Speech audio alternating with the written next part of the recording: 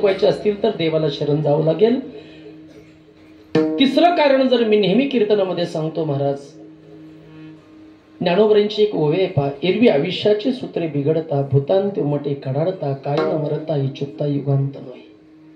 आयुष्याचं एक सूत्र बिघडलं तर महाराज काय होतं, व्यवहारामध्ये सहज सांगून जातात. माझे नाथ बाबा सांगतात, जन्माला येताना किती दुःख आहे महाराज, आणि मरताना सुद्धा किती दुःख आहे. अंतकाळीचा सोयरा तुका म्हणे विठू धरा.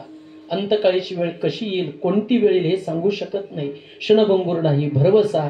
मृत्यूच्या समयला किती मोठं दुःख आहे महाराज, वर्णन सांगतायत. एरवी आयुष्याचे सूत्रे बिघडता. तुम्ही आम्ही सर्व कुटुंबातले आहोत, सर्वजण शेतकरी कुटुंबातले आहोत. ज्ञानोबराई विंचवाचे प्रकार दोन सांगतायत, एक तांबडा विंचू आणि एक काळा विंचू. तांबडा विंचू भाग्यवनाला दिसतो, कुणी पाहिला नसेल तर कीर्तन संपल्यानंतर माझ्याकडे येताना तासगाव मधून घेऊन आलो, गमतीचा भाग सोडून द्या. काळा विंचू तुम्हा आम्हाला शेतामध्ये पाहायला मिळाला जातो. तांबड्या विंचवाचं उदाहरण सांगतात माझे गुरुवर्य ओम गुरुदेव विश्वात्मक अध्यात्म केंद्र तीर्थक्षेत्र गोटेवाडी या मठाचे मठाधिपती नाथबाबा सहज सांगतात पहा.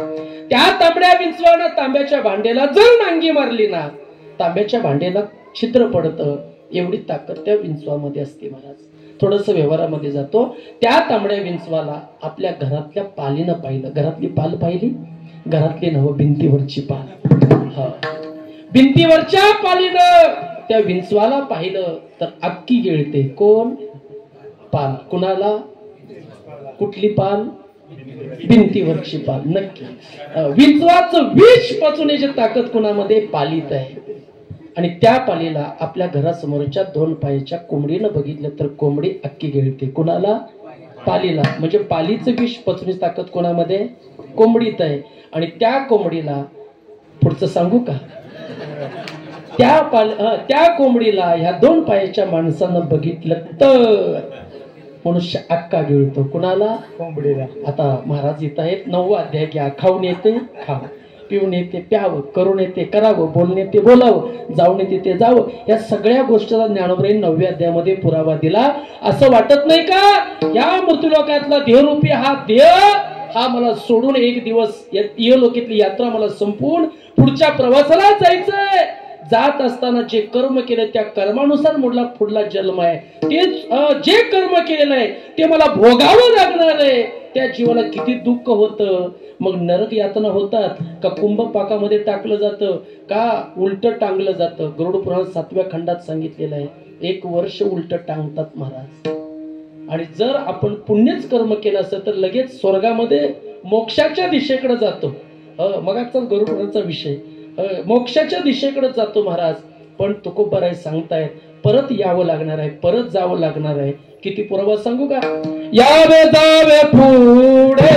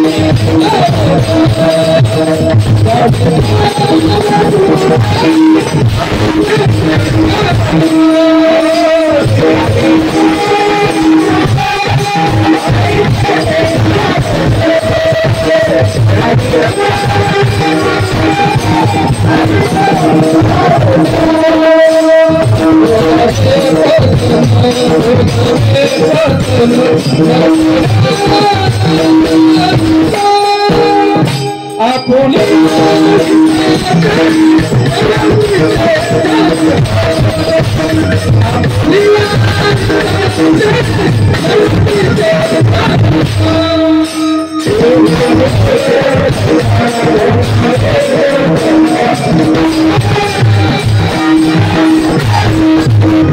आपण